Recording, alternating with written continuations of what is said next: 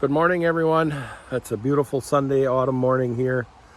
60 degrees out and sunny and a breeze. It's just beautiful out. It could stay like this till Christmas as far as I'm concerned.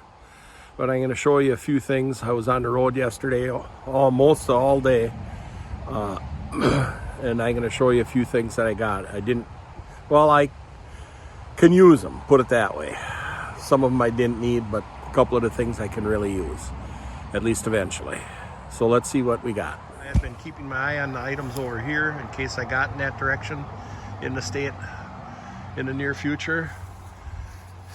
And the other day I saw these two International Harvester plows show up.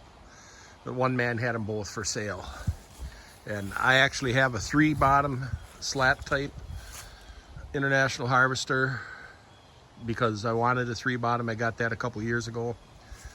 But I saw these come up, and for the price I couldn't pass them up because this one was even shedded. You see everything had been greased when it was put away. I mean, it's literally just hook it up and go with that one. And they came as a pair, and for the price I just couldn't pass them up. I may take parts off of my other 3-bottom to fix this 2-bottom up a little nicer. You see one lever's broke off and they had something welded on, but that'll be in the future.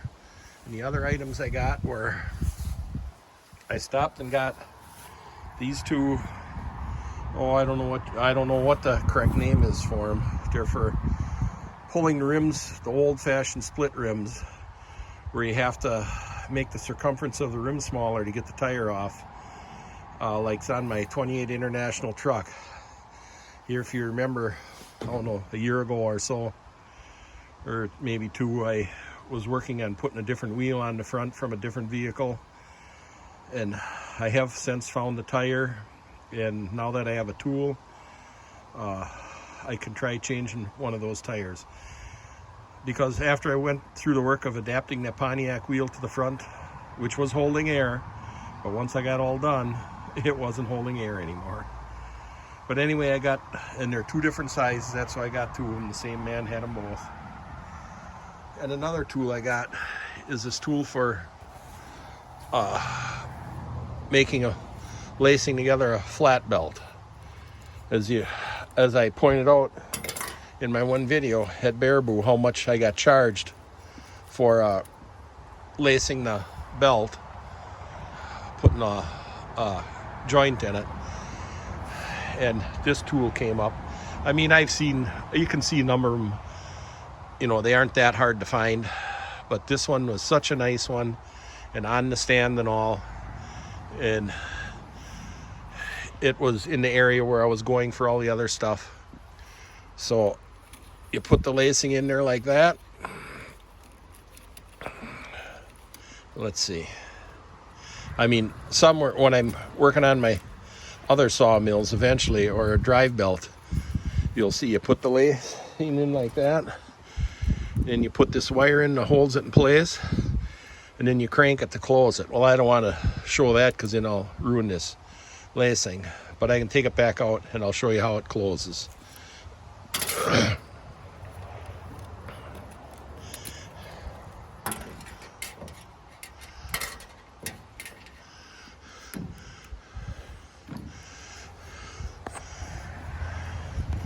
So when you crank it and close it like that, it crimps it. And this adjustment on the side is to adjust for how thick your belting is, how tight you want it to crimp. So I think this is a really nice tool to have in my arsenal for working and repairing old equipment, because I'll eventually be needing some drive belts. And I mean, I settled on this one just because of the fact it's on a stand, and I just think it was a lot nicer than any of the other ones. So that might be it for this video. I just thought I'd show you the few things I picked up yesterday, and hope you enjoyed it, and we'll catch you on the next one. We all know it loves to be useful.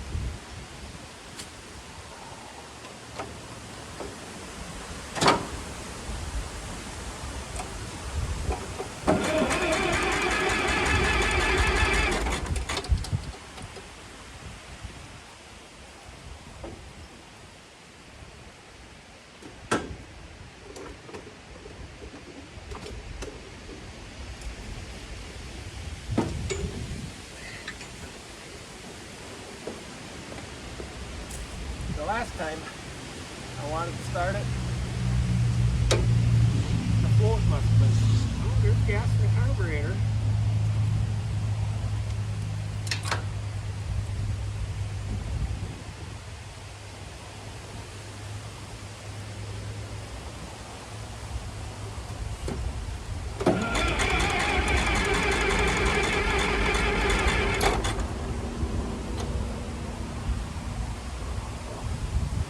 That's unusual.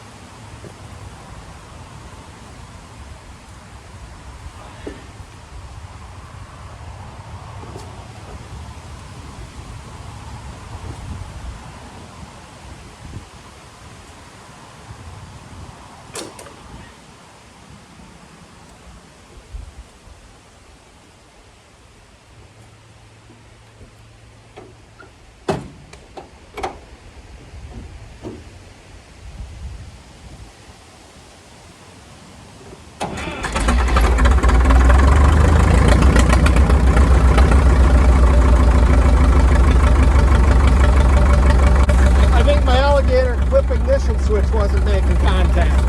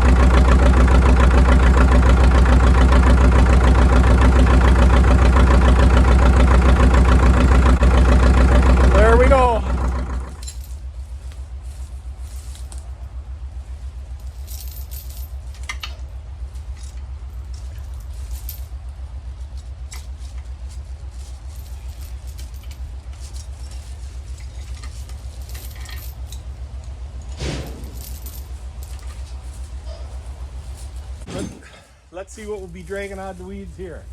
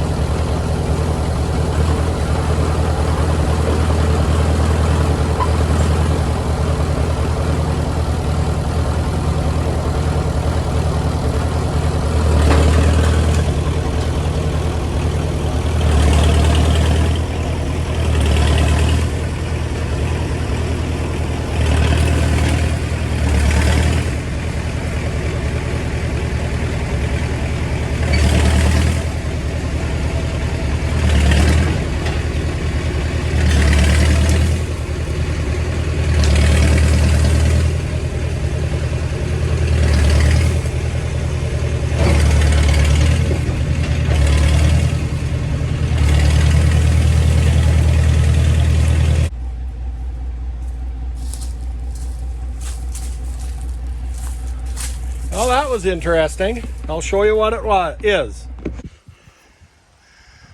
So what I drug out is a backhoe attachment off of Schramm. Some of you may have heard of those. It was based on a W9 International Harvester tractor, but it had what would have been a 6-cylinder Waukesha in it, where 3 cylinders were compressor and 3 were engine. And it had a loader on the front and this backhoe on the back. And they were designed for, with the air compressor, they were designed for city work. You'd have the air compressor for taking out the pavement and the backhoe for digging up the water lines or sewer lines or whatever. And the rest of the tractor's been scrapped a long time ago. I originally got it and realized I would never do anything with it. More important things. And I have a different backhoe attachment, a smaller one. Because this one would have never worked out. I thought I might put it on the back of a crawler, but because the way the swing cylinders and everything reach so far forward and wouldn't fit under a crawler, and to try and mount it on the crawler would just hang way too far backwards anyway. But I'm probably going to keep the bucket off of it just to build a bucket for my other one. I want to keep the Schramm signs, but this had kind of an interesting bucket. It had a false back in it. And any of you who've ever dug with a backhoe and the clay and dirt sticks in it, how frustrating it is. Well, this one is, when the bucket would roll back, this would push the dirt out. And when the bucket would go forward, then the false back of the bucket would come back and close it up to load the bucket. And when you swung to dump and rolled the bucket back, it would push it out and clean the bucket out again. So that, I think, was actually quite a unique feature. But it's going to go for scrap other than the bucket. And like I say, I'll probably save the Schramm signs. So I think that's it for today. I just thought I'd show you this little bit. I hope you enjoyed it.